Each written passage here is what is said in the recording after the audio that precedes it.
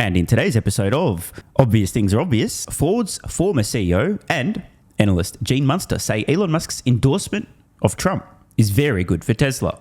Duh. Now, I can already feel it. There's going to be some people, as soon as they finish suckling on their little warm soy milk bottle, they'll put it down and start crying on their keyboard. But Trump, electric vehicle, he said things about electric vehicle. Stick with me, and I will explain why your emotional outburst is completely detached from reality. First, let's see what these two gentlemen have to say. It was another good day for Tesla investors. The stock up, it's only up under 2%, not a huge pop, but Tesla now up 27% this month and 56% in the past 90 days. Now, some see the move as optimism over a possible Trump win. Elon Musk, remember, recently endorsing the former president, posting, quote, "I fully endorse President Trump and hope for his rapid recovery," unquote.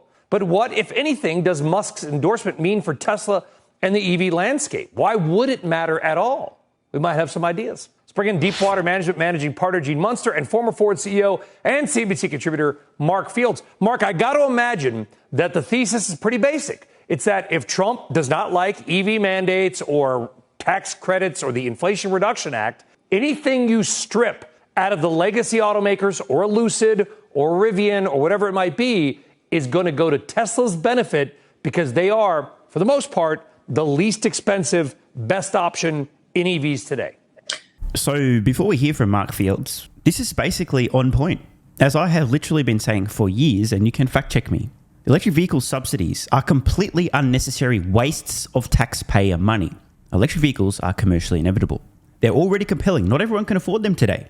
Now, 15 years ago, EV subsidies made sense. But today, companies like Tesla can produce a compelling electric vehicle for less than the average new vehicle price in the US, and that's not where it ends. Prices will continue to come down. Subsidizing consumers thousands of dollars to buy something they would already purchase is not making any difference to how quickly people adopt electric vehicles. We just saw data out of China. I covered this a couple of days ago on the channel, where roughly 50% of all new vehicles sold were electric. Why? Because in China, you can buy much more affordable electric vehicles than you can here in the United States. The central point of this discussion around the EV subsidies. But the cost to purchase electric vehicles is on the same trajectory.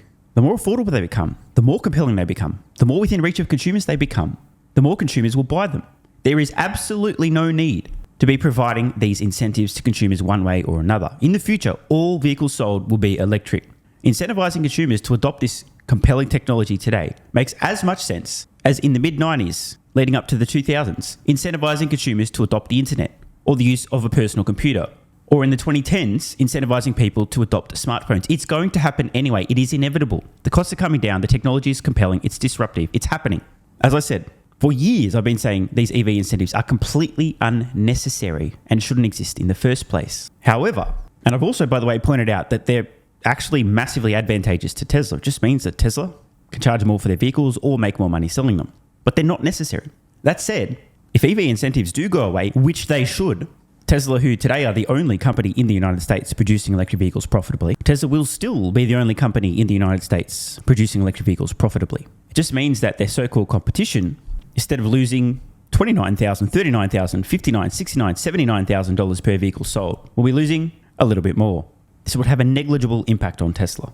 However, if I were one of the inept companies trying to catch up and struggling massively, who can't produce an EV profitably, with or without subsidies, I'd certainly be a little bit concerned about the EV subsidies going away, which they should. Yeah, I think you're exactly right, Brian. And listen, Musk he's not going to change his stance on EVs. I don't think this is what it's about. I think it is exactly what you said, which is, listen, at the end of the day, Tesla is the best position versus all the automakers, including the legacy automakers on EVs. You know, they have the biggest scale, they have the lowest cost, they have the highest margins to withstand an environment where, let's say, Trump pulls a majority of the incentives. So I think that's exactly what this is. And it also, listen, it allows he knows that he may take a harder stance against China. And that may help them in the U.S. because that's one of their biggest and most profitable markets. So it's one less competitor to deal with. And it's a big competitor. For those who haven't been following along, both the Trump potential administration and the existing Biden administration have both signaled the intent to have insanely high import tariffs from Chinese electric vehicles. I personally am not a fan of this. I think consumers should have a choice. However, I understand from a protectionist point of view, if you want to try to protect the inept companies in the United States like GM and Ford, you probably don't want extremely compelling well-priced Chinese electric vehicles flooding into the US, because then consumers can choose from a Tesla or a pretty decent Chinese electric vehicle, or pay twice as much for a piece of shit from a legacy automotive manufacturer. I think consumers should have complete choice. But as I've said, and will continue to say, the future of the automotive market is going to be Tesla plus a bunch of Chinese electric vehicle manufacturers. It's already a done deal. Competitor in terms of the Chinese companies. And listen, the bottom line, a positive relationship with the president has a lot of benefits, not only for potentially for Tesla, for things like autonomy or AI or robotics, but his other businesses like SpaceX. He could say to the president, hey, Boeing's, they're convicted felons, so give me a majority of your business. So listen, at the end of the day, Brian, Musk has almost 190 million followers on X. That's over half the country. That's a big benefit when you got that guy rooting for you. Yeah, and Trump probably a fan of Twitter/X because.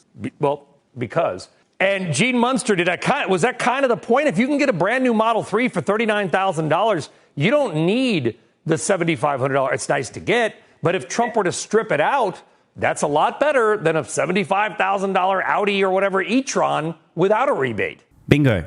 He's hit the nail on the head. The tax credit's nice, but I think that there's something much bigger going on today. Mark talking about some of the other projects that Elon has, and I immediately honed into what was the opportunity around FSD. And solving for full self-driving, solving for autonomy is part a technical problem, also part a political problem. And this endorsement, well, it was predictable and obvious. It does hold some weight. If they can get a favorable, they being Tesla, Elon, can get a favorable environment around the government talking to the states about making some of these full self-driving more available, that can move the needle. And just to put some quick perspective on it, within a few years, there'll be about 10 million Teslas on the road. Half of them get it. That adds $6 billion in their net to their net income. That would increase it by about 35%. This is a huge lever. I drove 3.5 hours through Wisconsin today before I saw a Tesla in Wisconsin. I thought in New Jersey, I see Teslas all over the place. In Wisconsin, it's like, hey, there's a Tesla on 43. Amazing. I'm being tongue in cheek, guys. All right. And now a short comment from Trump's vice president to be, J.D. Vance. A little bit of a hint at how this administration may view American innovation, manufacturing, entrepreneurship, business, and so on. Look, Elon and I know each other a little bit, but Elon is actually a great example of an American entrepreneur who's built a company, but also a company that's employed a lot of good American workers. If you think about, Elon Musk is in some ways a throwback to an older generation of American entrepreneur. He builds real things. He builds cars. He builds rockets. And that's, I think, the kind of economy that President Trump wants to create.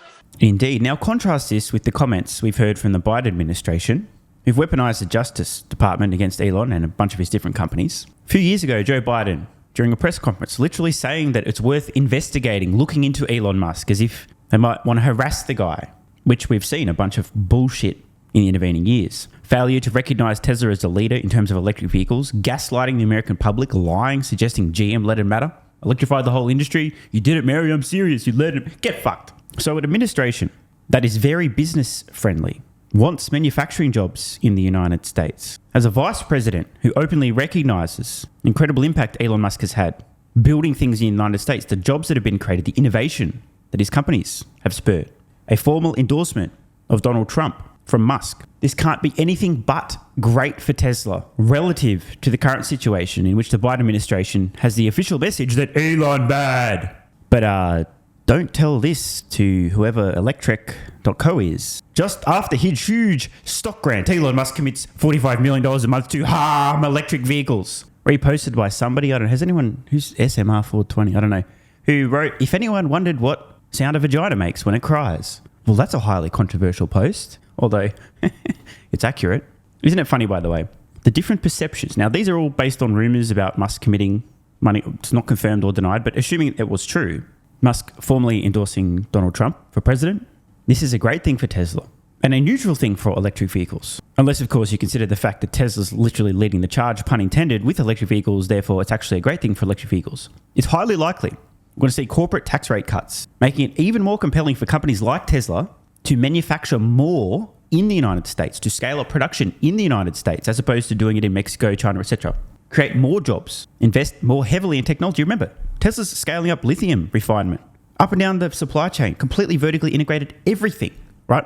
You have a business-friendly, manufacturing-friendly administration who wants to create jobs, wants manufacturing, and the past track record regarding the economy.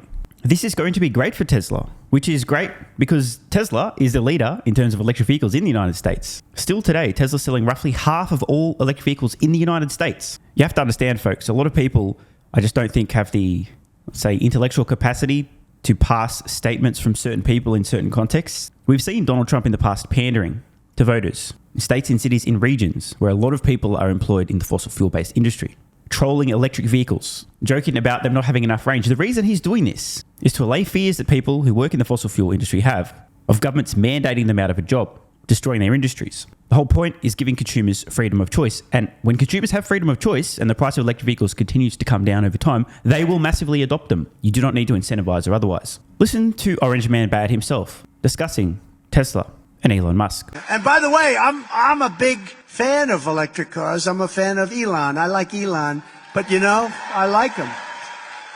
And I think a lot of people are going to want to buy electric cars. But if you want to buy a different type of car, you have to have a choice. I absolutely agree. Government should stay the fuck out of it. Because as I said, electric vehicles are already inevitable. It's going to happen. Tesla's entire mission early on, they told us exactly what they're going to do. They're going to make products that are so compelling that the obvious no-brainer of a choice is to buy the electric vehicle. And that's what they're doing. It's obvious. A Trump administration would be hugely positive for Tesla. That some people can't understand this. Look at the big picture. It's hard to comprehend how blind some people can be, how emotional and illogical. To recap, a Trump administration will be extremely supportive of Tesla. Not because they're specifically supportive of Tesla, but because Tesla is a huge employer, creates jobs, drives innovation, drives economic growth, is becoming one of the largest and most significant employers, not just in the United States, but in the world, as opposed to the Biden administration, which has been anti-Tesla, anti-Elon, Elon bad, and so on, is likely to fuel extreme economic growth, which helps all businesses, will level the playing field and remove unnecessary EV incentives, most likely, will give consumers the choice, and consumers will increasingly make the obvious choice as the price of electric vehicles continues to come down, more consumers buy them, less ICE sales. A Trump administration isn't extremely corrupt in the pocket of the United Auto Workers Union, hence the Biden administration stealing Tesla's valor, claiming GM let him matter. In short, Orange Man bad as president, huge win for Tesla. And in a miraculous, shocking turn of events, it seems that Elon Musk and I are on the same page regarding the $7,500 electric vehicle tax incentive. Musk posting this: take away the subsidies. It will only help Tesla. Also, remove subsidies from all industries. You fancy that? If I didn't know any better, I might think that Elon Musk believes that companies should produce products that stand on their own 2 feet and have enough merit and are compelling enough that consumers want to buy them because they're the best choice, as opposed to the government fucking around and messing with industries and subsidizing one technology or not another. Completely agree with this, okay? Government should stay the fuck out of it. Let businesses do what they do, companies do what they do, create compelling products, and let it sort itself out. Which, as I said, it's already happening. Remember, half of all new vehicles sold in China last month were electric. We're going to see that same thing play out globally with a slight delay. Want more content? Early access? Bunch of perks? Click the links in the pinned comment.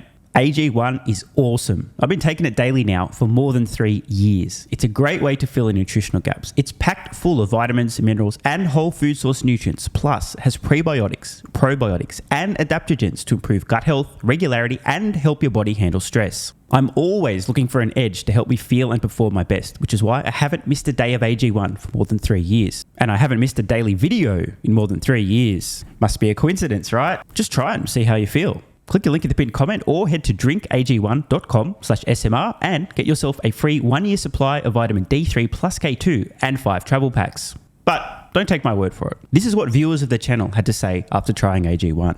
I feel like I have a lot more energy since I started on AG1. By the way, viewer, that makes 2 of us. On to the next. Just got my AG1 in the mail. Legit feeling the effects after day 3. This viewer's been taking AG1 for 8 months and says, what an investment. Another. 3 months ago, I started AG1 and have been enjoying the evenness of alertness and energy that lasts the day. I just started the wife on it too. Are you convinced yet? I mean, hey, it's worth trying, right? Click the link in the pinned comment or head to drinkag1.com/SMR, or I can keep going. There's plenty more to come. This viewer, after about a month on AG1, definitely a lack of fatigue in the afternoon. Pleasant side effect is that my coffee intake has imploded and is almost down to 0. One more? Yeah, why not? I honestly feel younger and will be continuing to use AG1. This stuff really is crazy good. I didn't think it would be, but this stuff is awesome. It really is what everyone is saying. One more, don't mind if I do. I've just received my 3rd month's supply. I've drank it every day. I have so much energy throughout most of the day. I'm productive, started a new business, started socializing, refurbished a boat. It's no coincidence. Thank you for your persistence, your integrity, and your insights. Now look, these are not my words. These are not my testimonials. This is what you guys and girls are saying. Maybe it's 100% placebo effect. But even if that's the case, I think it's money well spent. Click the link in the pinned comment or head to drinkag1.com/SMR and get yourself a free 1-year supply of vitamin D3 plus K2 and 5 travel packs. If you're still skeptical, hey, I don't blame you. Everyone on the planet seems to be promoting AG1 now, but guess what?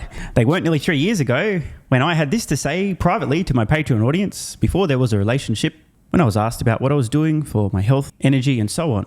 Just sharing my genuine, honest thoughts about a product I'd recently discovered that was at the time called Athletic Greens, now AG1. If I could only recommend one supplement to take, Athletic Greens, and I'm not getting paid to say this, Athletic Greens is a fucking game changer. I cannot believe how effective this is. No longer having a lack of energy in the afternoons. It's fucking amazing. There's only one thing to recommend, seriously. Try Athletic Greens. You won't go back. So obviously, just like Elon Musk is a liar, a fraud, a con man, a scammer, a fake engineer, and Tesla's going bankrupt, you shouldn't trust that guy from about 3 years ago who, without any financial incentive, was promoting this product to his audience on Patreon when they were asking about health and what he's doing for supplements.